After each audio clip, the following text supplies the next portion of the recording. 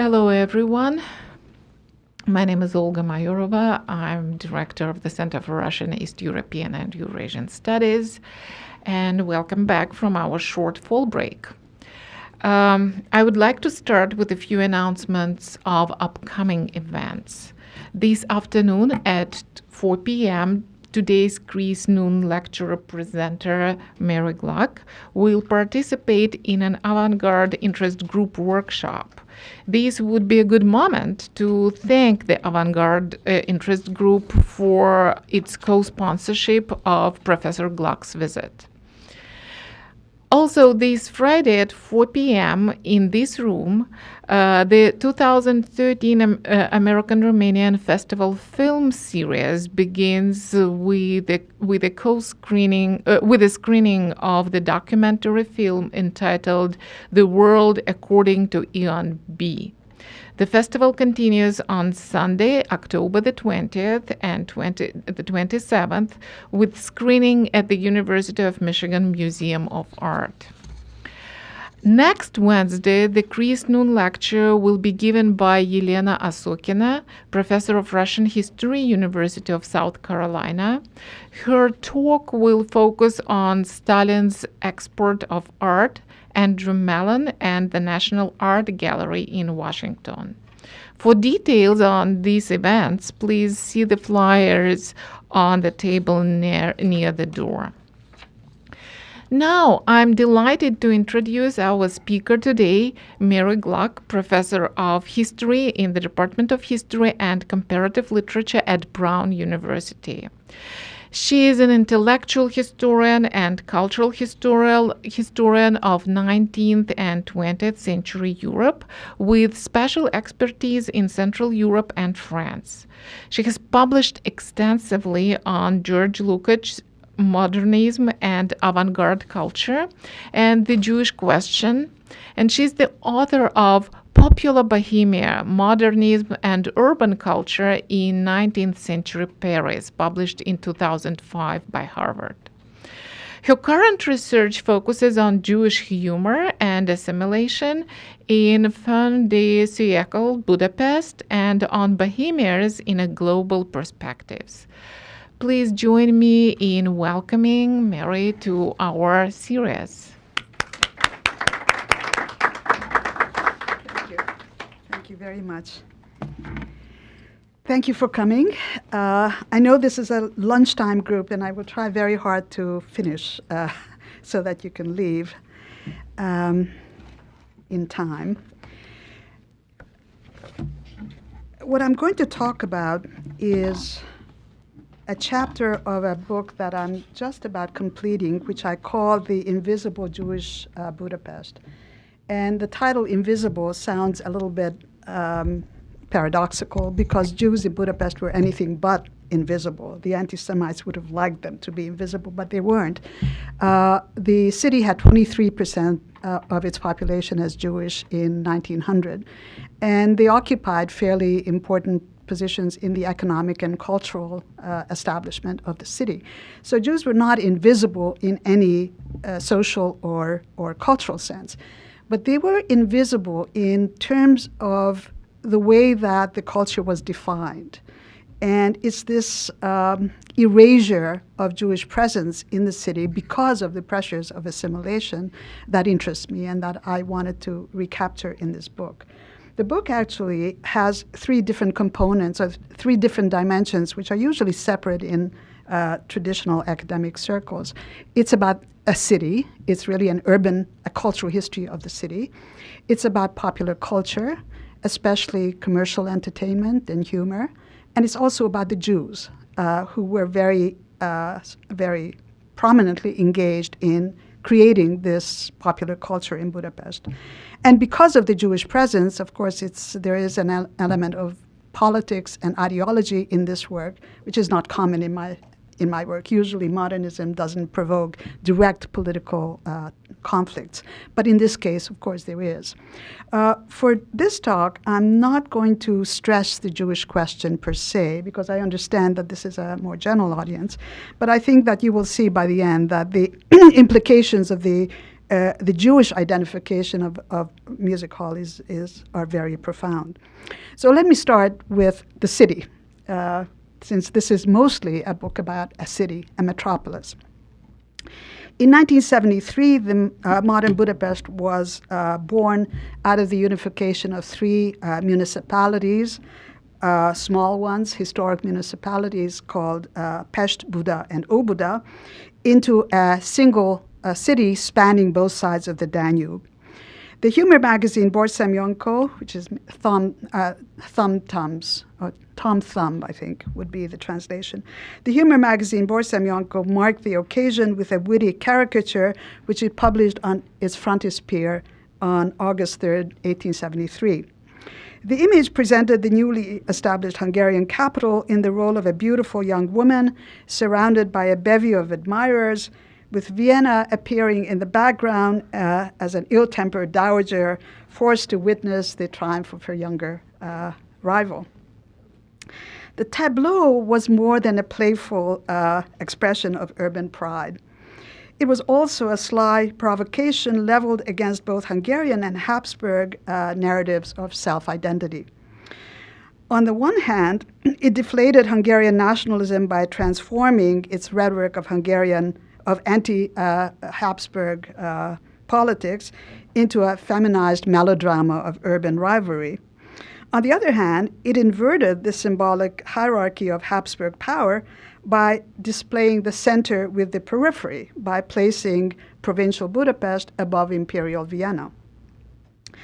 The iconoclastic image of the flirtatious cocotte and the dour matron has a long history that precedes the politics of Habsburg power in the turn of the century. The image really goes back to a well-known trope of urban parody, which was developed in Paris in the 1830s as a reaction against the rise of the mass circulation newspaper and commercial publishing. And of course, this is part of a polemic that's ongoing today. The dialectically linked images of youth and old age, of sexual appeal and social propriety became the enduring symbols of the polemical struggle between low and high culture, popular and canonical art, modernity and tradition, a struggle in which it's always modernity that won out. The Borsemionko's decision to use this highly charged symbol to celebrate the unification of Budapest was not coincidental. It was an implicit challenge to the preeminence of Vienna in the name of a more youthful, more dynamic, more truly modern urban culture that had the power to captivate contemporaries. Now, no one could have predicted in 1873 how successful this challenge would actually be. In the course of the final quarter of the 19th century, Budapest rapidly developed into a vibrant metropolis that found itself in implicit competition with both the imperial culture of Vienna and the noble culture of the Hungarian establishment. The modernity of fin de siècle Budapest lay not in its aesthetic culture, as it's made clear by someone like Karl Schorsky's work on Vienna, but rather in its dynamic commercial life and its exuberant embrace of popular culture. There was a brash entrepreneurship about the city which caused contemporaries to compare it to an American city, and not in a complimentary way at all. And even today, some sections of Budapest are named after American cities. The 7th district, for instance, is called Chicago. It's very dangerous and very violent. By 1892, when Budapest was formally declared the co-capital of the Habsburg monarchy, or the dual monarchy, it had already established its identity as the low other of the imperial city. The phenomenon found lighthearted commentary on the pages of popular urban texts, feuilletons, caricatures, music hall skits, and all kinds of marginal literary products like this. As an 1896 guidebook to the city proclaimed, Budapest had triumphed over Vienna, if not in the beauty of its historic squares and palaces, certainly in the liveliness and modernity of its nightlife. The article contrasted the youthful energy of Budapest with the stuffy conservatism of Vienna and alerted prospective tourists to very different types of urban pleasures that awaited them in the two cities. Vienna, it pointed out, closed down at nightfall and provided the delights of uninterrupted sleep between 10 o'clock and 8 in the morning. Budapest, by contrast, presented a frenetic scene of urban revelry and subversive entertainment that continued from midnight till dawn. And this is how the writer describes this. Even we Budapesters, he writes, have to go to Vienna if we want to get an honest good night's sleep. We are the virtual slaves of our nightlife. I maintain without the slightest irony that we go to Vienna to sleep and the Viennese come to us to have fun, end of quote. I spent 4 months in Vienna last year and 6 months in Budapest, and it's still true. Vienna does close down at 10 o'clock, and nightlife in Budapest starts at 11. Now, these claims made in 1898, though slightly exaggerated, were not without substance. In the decades between 1880 and 1914, Budapest did become famous for its edgy music halls, its opulent Orpheums, its all-night musical coffee houses, which were widely admired and emulated throughout Central Europe.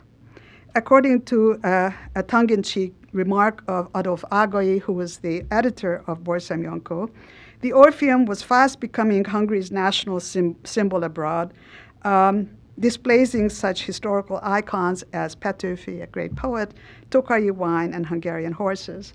And you can see here in the top image, tourists with guides looking at different versions of the Blaue Katze, which was the most notorious music hall in Budapest at the time. And underneath, porters in different languages publicizing the sights of the city. Nighttime entertainment was more than a tourist attraction or even a source of urban entertainment. It came to define the meaning of modern experience and identity in Budapest. The music hall stage was the public forum, I would argue, where the transformative energies of metropolitan life were crystallized, performed, and made visible to an urban culture that was just being constituted. Writing in the 1920s, by which time the golden age of Budapest Music Hall was over, one of the comic stars confirmed the centrality of music hall for the age. The city itself, he reminiscent, had become, quote, an enormous Orpheum with beautiful women, third-rate popular dives, and café chantant featuring sparkling talents. The streets resounded with the sound of Orpheums and Orpheum hits and Viennese waltzes. In those days, our magnificent Pest was truly one gigantic Orpheum, end of quote. If you're wondering, Orpheum Music Hall, Café Chantant, Zengarei, these are all the same concept. They have different connotations, but they were used interchangeably at the time. Now, one of the paradoxes of the world of Budapest commercial entertainment is its disappearance from historical memory. No legends survive about its larger-than-life stars, comic personalities. No museum exhibits celebrate its colorful programming. No commemorative plaques mark its former sites. The very existence of music hall culture seems to have been erased from the canonical narratives of Budapest life. If discussed at all, it's summarized partly as a subfield of theater history, and there's only one major book about this, or as a curious episode of Jewish lower middle class life. And the reason it's associated with Jewish lower middle class life is because most of the owners, entertainers, managers, performers, and audiences of music hall were Jewish. Music halls were centered in the 6th district of the city, which was identified with Jews. Now, in either case, whether they are regarded as a subfield of theater history or a subfield of Jewish history, they're no longer part of the larger history of the city. And so what I'm trying to do is reintegrate this phenomenon within the city. The once colorful world of Budapest Music Hall survives only in hundreds and hundreds of boxes of playbills, advertisements, photographs, sheet musics, which are preserved in the archives of the National Library up in the Castle Hill. These are unfortunately really poor versions because I had a professional photographer take these pictures and I can't use them because it's incompatible with my computer. But you can get a sense of the way these playbills, the kind of images they represented. Now, in order to recuperate the lost world of commercial entertainment in Budapest, one needs to turn to informal reminiscences, really to the realm of informal culture that I've already begun to quote for you early on. Here, of course, music hall is everywhere. Let me share with you three typical anecdotes or reminiscences which will give you a sense of what function music hall fulfilled in the city. The first illustrates the spontaneous everyday relations of the Jewish lower middle classes with the music halls that were in their neighborhood. This is from one account. After supper, the typical citizen of Pest, which is a code name for the Jewish citizen of the city, takes his wife by the arm, possibly brings along the children too, and they all head toward the Mandel Music Hall. They stand and stroll in front of the restaurant, listening to the songs streaming through the open windows. In this way, they're able to enjoy the show for free without having to shell out 7 pennies for the entrance fee. So this is one image. Other accounts, however, make apparent that the appeal of music hall extended well beyond the 6th district of the Város, as it was called.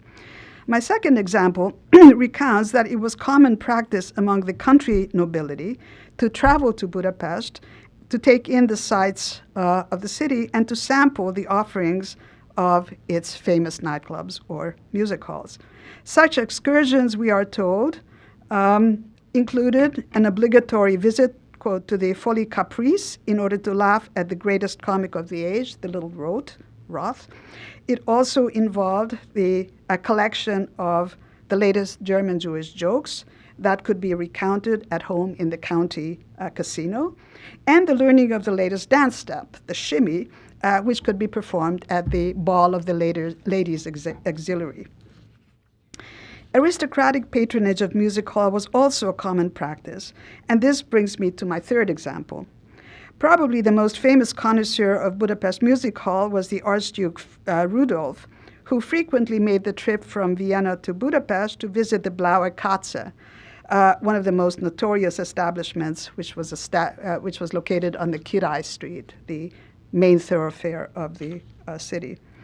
The Blaue Katze sounds as if it was a kind of version of Le Chat Noir in Paris. In fact, it's called the Blaue Katze because the owner was called Herr Katz.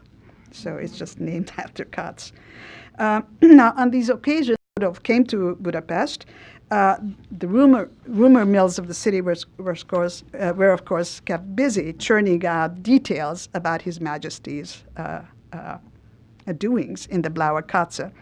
According to one of these accounts, Rudolf, who was accompanied at that point by the Prince of Wales, quote, entertained themselves at the Blaue Katze in the company of Fräulein Edelweiss and Jeanette Waldo. One of them was a Viennese actress, the other was a music hall hostess in the Blaue Katze. Now, undoubtedly, these random examples of music hall lore fail to provide a coherent picture of the cultural function of music hall in fin de siècle Budapest. The frugal Jewish couple for whom music hall was synonymous with the catchy tunes that they overheard on the street corners, the county gentry who approached music hall as a form of urban consumption, or the eccentric aristocrat, people like Rudolf, who patronized music hall in the spirit of upper-class slumming, were probably not typical examples of music hall patrons. They do, however, point to the diversity of audiences and the variety of cultural meanings associated with the phenomenon of music halls. They suggest that there's no single overarching narrative to explain this simultaneous attraction and uneasiness that was provoked by this institution. Today, I would like to focus on two interrelated aspects of music hall, which to some extent was shared by all European and East European cities, but which had very specific implications in the case of Budapest because the institution was so heavily identified with Jews. The first aspect of music hall I would call its function as commercial entertainment, which gave rise to democratic cultural spaces within the city. It really helped modernize the city and create a metropolitan culture. And the second is its unique performance style, which challenged both national and bourgeois identities in the name of a modernist and bohemian culture. So I do bring in Bohemia at the end of this book. So some of this is self-evident, but it's really striking when you collect it from the remnants, the material remnants of the culture that is preserved in boxes. At its most general, then, music hall was an early manifestation of commercial mass entertainment or the cultural industry, which continues to generate controversy and criticism to the present. The programming of music hall was unabashedly popular, consisting of musical, acrobatic, and humorous numbers, and it was clearly meant to provide amusement and entertainment to even uneducated people. Equally striking was the heterogeneity of music hall audiences, which were drawn from layers of the population, from many layers of the population. In places like the Mondel, for instance, which emerged in connection with a Jewish couple who didn't want to pay the entrance fee, it appears that members of the nobility could easily find themselves seated next to market women, shop assistants, or office clerks. In the Folie Caprice, which is a Jewish cabaret, one also finds a notoriously mixed audience, attracting, as someone said, members of the National Casino, which is a noble audience, along with ragpickers from the Dobutsa, which is one of the poorest streets of the 6th district. Such social promiscuity was not accidental. The ideology of music hall was self-consciously democratic and inclusive. Entertainment journals expressly appealed to people of modest means who were promised access both to the journal and to music halls for a very small subscription or the entrance ticket. This was meant to include everyone. Perhaps just as important was the frankly commercial nature of these venues, which were run as business enterprises and were literally an extension of the bustling metropolis outside. These were an extension of the boulevards that were being built in the 1870s and 80s. This fact was vividly proclaimed even by the physical appearance of the music hall playbills, which invariably included advertisements for consumer goods of all kinds. So you will find on the playbill for a music hall show ads for gloves, underwear, furniture, home remedies, even birth control devices. In some ways, the playbills were a conflict between the commercial and the entertainment part of this enterprise. Clearly, entertainment and consumption were interchangeable activities that the owners of these music halls didn't try to disguise. The commercial imperative of music hall ownership can also explain the tremendous variety of its venues, which ranged from the simple neighborhood Zengarei or Chanton, through the sophisticated variety theater, all the way to the opulent Orpheum or the avant-garde cabaret. These were all continuous phenomena. A characteristic example of the low end of music hall was the Weckerle, a small family-run establishment where the owner-director was responsible for the musical and the acrobatic numbers, and his wife was in charge of the kitchen. The place was not only intimate, but could become raucous, especially if the performance didn't meet with the approval of the audience. One occasion, we are told, an acrobatic team called the Goldstein Brothers displeased the audience, which initially responded with an icy silence, then with boos, and finally with the hurling of sausage casings, onion, and beer bottles at the unfortunate performers. And the story ends with the conclusion that the Goldsteins fled, the curtain fell, and an embarrassed silence ensued, end of quote.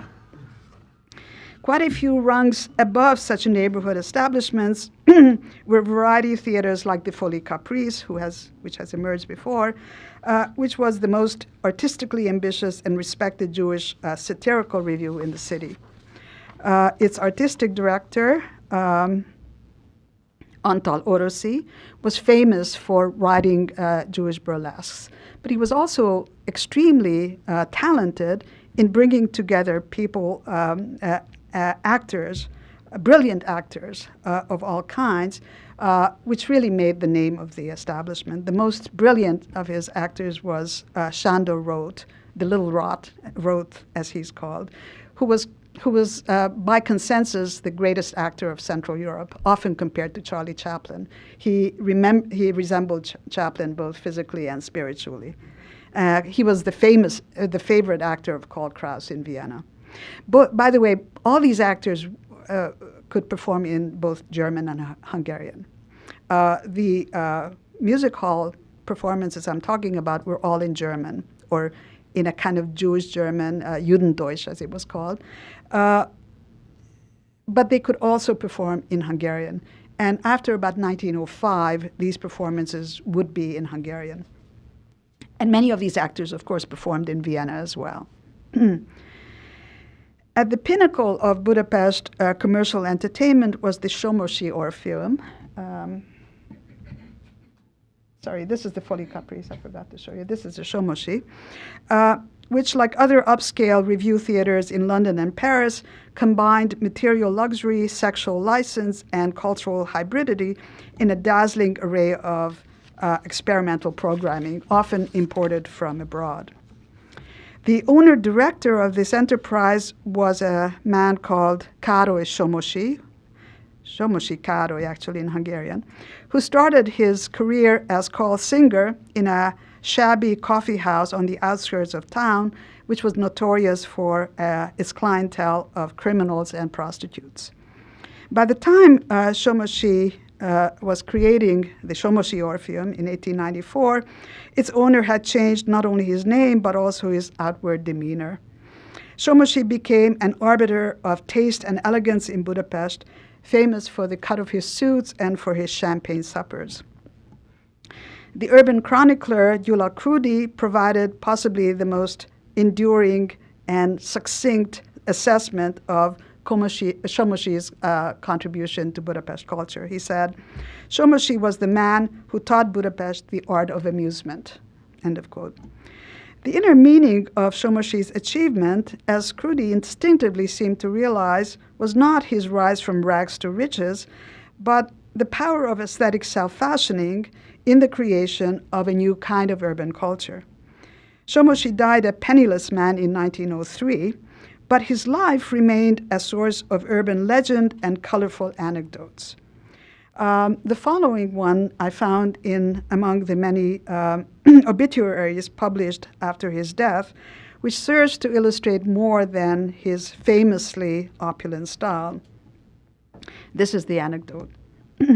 It happened in the good old days, when Somosi had just opened his Orpheum, so this must be 1894, and the young, fun-loving aristocrat, Jenő Zichy, one of the great noble families of Hungary, decided to initiate the place with a large-scale bash.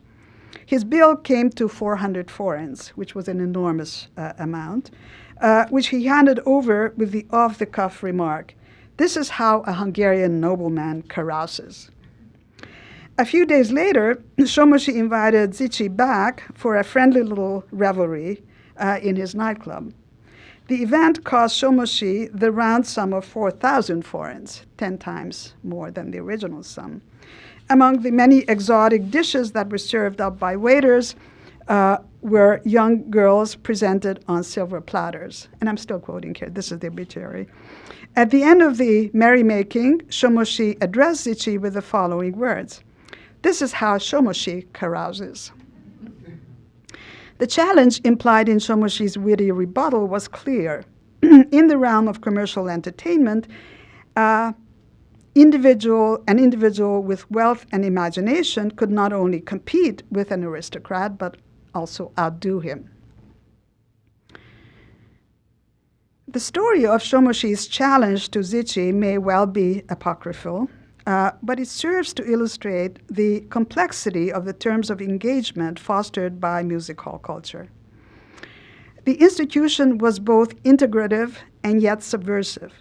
It brought together individuals of different social classes and cultural affiliations in a common experience of urban spectatorship and entertainment, but at the same time, it challenged existing social norms and inherited identities in a process of radical individuation, if you like, or recreation of new identities. This double-edged process was spelled out in a very revealing article which was published in another one of these entertainment journals that I looked at. Came out in 1890, and this article for the first time explicitly linked music hall with the creation of a truly modern urban culture. And I'm quoting here. The uprooted by the tornadoes of modern time, Hungarians generally do not know how to enjoy themselves in public places. The tavern and traditional carousing need to be replaced by new kinds of amusements, which meet the demands of an urban population of even modest means. End of quote. The article then goes on to argue that modern public leisure, especially those promoted by music halls, fostered attitudes such as, and I'm quoting here again, originality, spirit, cleverness, tact, good instincts, and many other characteristics. In other words, a genuine talent and art, end of quote. Now, implicit in this rather casual article is the concept of the exemplary music hall patron who was also the discriminating consumer. This consumer combined individual creativity with resourcefulness, which allowed him to use the components of urban culture in creative and individual ways. Now, the inner dynamics of this process remain very, very complicated, though, far from clear at all. What is the connection between music hall consumption and personal transformation? How, in other words, did the music hall experience reconfigure social identity, which is what this article claimed? In order to begin to answer this question, we need to penetrate deeper into what exactly took place during a music hall performance. The problem is that we know very little about what took place in music halls. Unlike traditional theater, music hall programming was invariably improvised and unscripted, and only fragments remain of the actual performances that took place. And I've been able to find a few. I mean, you have scattered collections of music hall lyrics that were published in cheap editions for ordinary people. Some music hall numbers were actually transcribed as short stories and published. And of course, we have reminiscences by actors and audiences who tell us what happened in music halls.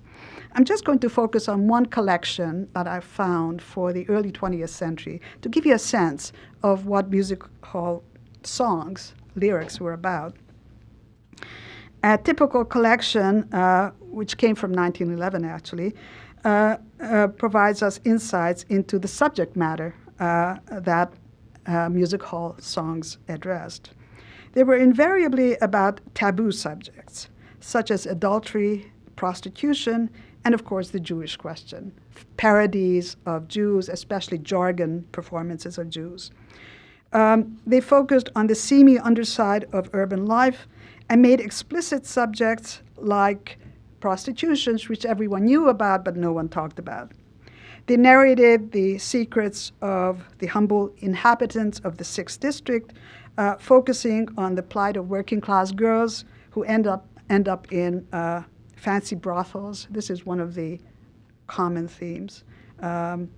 Working class girls who eventually end up on the slippery slope of prostitution. We find unemployed lawyers who pray for the infinite prolongation of their case so they can make a living. We find female coffee house patrons who haggle over their bill. We found amorous couples who sing about the praise of birth control devices, which are usually unavailable. And we find songs about cuckolded husbands who unknowingly celebrate the birth of their newborn son with their shop assistant, who turns out, of course, to be the real father. And all these songs, usually there are 3 stanzas, and all of them have a chorus where the audience joins in and repeats the theme that no one is supposed to know about, but everyone does. Now, so we know we can recreate these things, but what do we do with them? To the uninitiated observer, these performances present obvious problems of interpretation. How is one to understand the insinuating songs about urban sexuality and the Jewish question, which resounded in music halls? More specifically, how did contemporary audiences understand them, and how did they incorporate them into their everyday lives? Music hall, in other words, needs to be interpreted, but doesn't provide clues for how to interpret them. The striking hermeneutic dilemma, which is associated with music halls, was actually acknowledged by one of the great, or the most famous and beloved writers for Budapest Music Hall, a man called Jenő Heltai, who toward the end of his life decided to read over his songs, poems, and other kind of skits. And he found that he could no longer understand them. They made no sense to him. As he said, with the best of intentions, I was not able to determine what was funny about them. The gap between text and meaning was not necessarily due to the poor quality of the music hall lyric, although some of them were of very poor quality. As recent theorists of music hall have suggested, the real problem is that music hall songs and sketches do not conform to the aesthetics of representation and realism that we are used to expecting in a theater. The genre of performance characteristic of music hall and cabaret, wrote Shane Vogel in connection with Harvard Cabaret in the 1920s, quote, does not represent the world but addresses it in its local environment, incorporating the audience into its fold and organizing social arrangements within it, end of quote. Peter Bailey, who's a historian of British music hall, said essentially the same thing when he argued that text and performance were inseparable from each other in music halls. Considered as a text, he admitted, and I'm quoting here, the music hall song was intellectually banal, but as performance style, its levels of engagement are complex and various, at once idealized and realistic, normative and satirical, end of quote. The characteristic performance style of music hall was, as you might have guessed from what I've been talking about, oblique and indirect, only hinting at secret truths behind appearances. The elliptical style of the performance invited the audience to supply the meanings that were left out, and thus the audience became actively engaged in the performance itself. The identification between performer and audience was symbolized by the refrain at the end of each verse or stanza, which confirmed the audience's collusion with the implied message of the singer. The choreography behind the music hall song, writes Bailey, was a kind of transaction and co-production in which the audience shared in the worldliness of the performer. Music hall's status as a cultural space where social interpretations were collectively forged and where audiences were transformed into a radical community of creators, actually, found brilliant illustration in a musical song that was performed at the Folie Caprice sometime in the first decade of the 20th century. And I'm going to focus on this for a minute. It was entitled, Without Clothes, All People Appear Equal. And its author was a star and a writer of music hall called Siècle Sokal. His real name was Janu Garu. But more interestingly, he established a career in Hollywood under the name of S.C. Shakal. I think all of you will probably know him or remember him as the head waiter Carl in Casablanca. So this is the man, but in the early years of the 20th century, he was an important songwriter for Budapest Music Hall.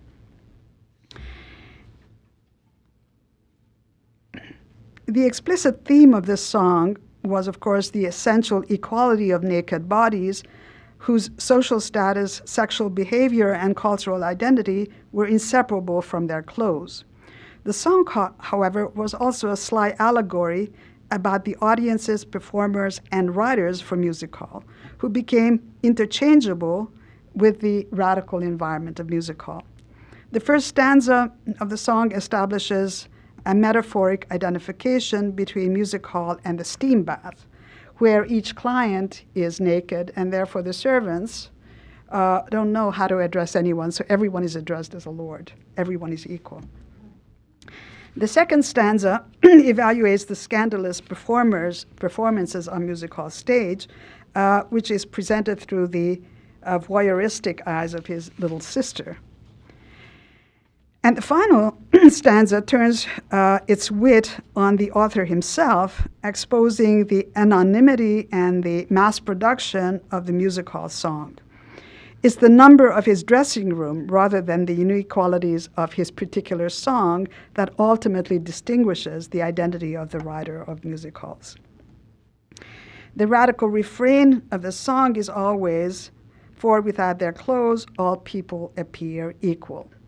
Now, this clearly had a radical political, but also a radical aesthetic implication. It valorized the little man, the ordinary urban dweller, who was the major consumer of music hall programming. But it was also a self-referential statement about the nature of the music hall experience itself.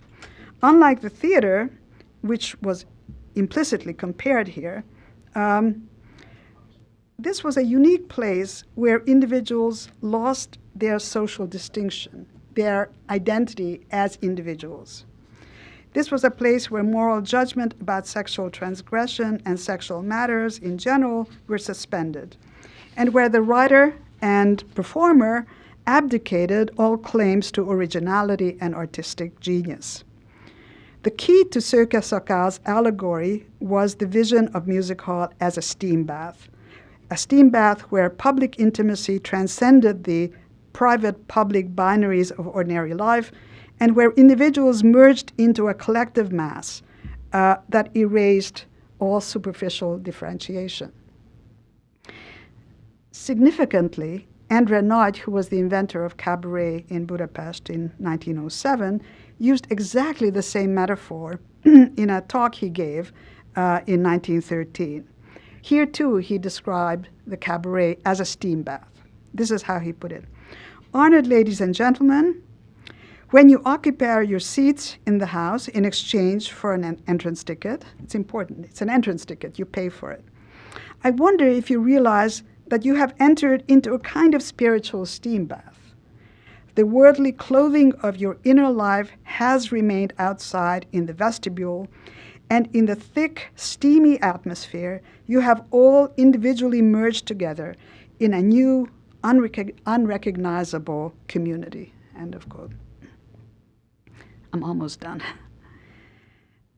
Whether defined as a steam bath where social distinctions are shed, or as a voyeuristic community where social hypocrisy is exposed, the radical implications of music hall are quite explicit. Music hall challenged the representative codes of established culture in the name of a more individualistic, more expressive form of behavior that historians of music hall, like Peter Bailey in particular, have explicitly associated with Bohemia. In his words, the tendency of music halls to champion, quote, play against work, heroic consumption against exemplary abstinence, automatically offended bourgeois taste and created alternatives to conventional life and identity. The Bohemian low culture of music hall challenged the public-private taxonomy of bourgeois culture and invented new forms of intimacy that were public, performative, and non-domestic. And that's important. This was not a domestic space, but it was also intimate. The implications of this new culture of publicly mediated intimacy, of course, reached well beyond the walls of music hall. As Michael Warner and Lauren Berlant have suggested, it made possible a new notion of intimacy that shattered old stereotypes and encouraged new conceptions of selfhood. And this, I would suggest, was the source of the pervasive anxiety surrounding fin de siècle Budapest music halls. Unlike the coffee house, which appeared to most contemporaries, not all, but to most contemporaries, as an unproblematic site of urban sociability, of bourgeois respectability, the implications of music hall appeared more threatening, more difficult to control. Though critics invariably attacked it because of its vulgarity and immorality and its sexual explicitness, these objections were rationalizations for deeper anxieties, which were difficult to translate into the language of morality or ideology. The true scandal of music hall lay not in its content, but in its potentially transformative impact on individuals and social groups. And in particular, and with this I'm going to end, in particular, music hall proved to be an extremely creative space where Jews could refashion themselves as urban citizens who were no longer beholden to the dichotomies of assimilation. I'm not going to go into that, but I think that's the second lecture that I would give, how Jews use the spaces of music hall in order to articulate new identities. But it's very clear that even apart from the Jewish component here, music halls were able to create the very ethos of metropolitan Budapest, which was contrasted so dramatically to Vienna. Vienna never had this kind of, Vienna of course had music halls, but there is the Burgtheater and high culture that was the definitive cultural institution. In Budapest, it was music halls. And I think this is why Budapest feels like a metropolitan center, whereas Vienna doesn't. Vienna feels like a museum. Thank you.